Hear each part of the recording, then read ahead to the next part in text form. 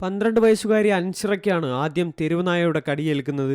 വീട്ടിലെ നായക്കുട്ടിക്ക് ഭക്ഷണം നൽകാൻ പുറത്തിറങ്ങിയപ്പോഴായിരുന്നു നായയുടെ ആക്രമണം. തുടർന്ന് ക്യാൻസർ രോഗിയടക്കം 5 പേർക്ക് കൂടി ഇതേ നായയുടെ കടിയേറ്റു. പരിക്കേറ്റ മുഴുവൻ പേരെയും വണ്ടാനം മെഡിക്കൽ കോളേജിലെത്തിച്ച് പ്രാഥമിക ചികിത്സയും നൽകി. സംഭവത്തിന് പിന്നാലെയാണ് പറമ്പിൽ ചത്ത നിലയിൽ കണ്ടെത്തിയ തെരുവുനായയ്ക്ക് പേവിഷബാധ സ്ഥിരീകരിച്ചത്. തിരുവല്ല പക്ഷി നിരീക്ഷണ കേന്ദ്രത്തിലെ ലാബിൽ നടത്തിയ പരിശോധനയിലാണ് പേവിഷബാധ സ്ഥിരീകരിച്ചത്. നിരവധി വളർത്തുമൃഗങ്ങൾക്കും ഇതേ നായയുടെ കടിയേറ്റിരുന്നു.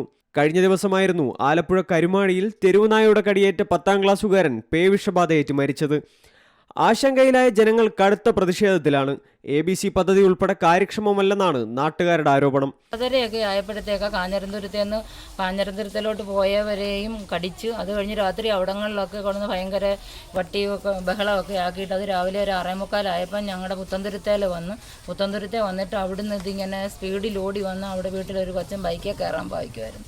അപ്പോൾ അതിനെ കടിച്ച് അതിൻ്റെ കാലയിലെ തൊലിയൊക്കെ പോയി. അത് കഴിഞ്ഞ് അതിൻ്റെ തൊട്ടപ്പുറത്തെ വീട്ടിലെ രാത്രി തന്നെ ഒരു കൊച്ചു കുഞ്ഞിനെ കടിച്ച് അവർ കൊണ്ടുപോയി വാക്സിനും ഒക്കെ എടുത്ത് പിന്നിപ്പം മനുഷ്യരെല്ലാം പരിഭ്രാന്തരായിപ്പോയി. അതിനെ ഓടിച്ചിട്ടു, അത് സ്വയം മരിച്ചു, അങ്ങനെ കിടക്കും. അതുകൊണ്ട് ഗവൺമെൻറ് അധികൃതരിൽ നിന്നും അതിനെന്താ വേണ്ട നടപടി എടുക്കണം. എത്ര പേരെ കടിച്ചിട്ടുണ്ട്? 6 പേരോളം കടിച്ചിട്ടുണ്ട്. ഒരു ആടിനെ കടിച്ചു. പിന്നെ എത്ര പേരെ പശുമൃഗങ്ങളെ വല്ലതും കടിച്ചിട്ടുണ്ടോ എന്നുള്ളത് അറിയാൻ പറ്റും. ആലപ്പുഴ ജില്ലയിൽ തെരുവുനായ്ക്കളുടെ വന്ധ്യകരണം സ്തംഭിച്ച നിലയിലാണ്. എത്രയും പെട്ടെന്ന് ABC സെന്റർ പൂർത്തിയാക്കി വന്ധ്യകരണം തുടങ്ങണമെന്നാണ് ജനങ്ങൾ ആവശ്യപ്പെടുന്നത്. മലയാളം ന്യൂസ്, ആലപ്പുഴ.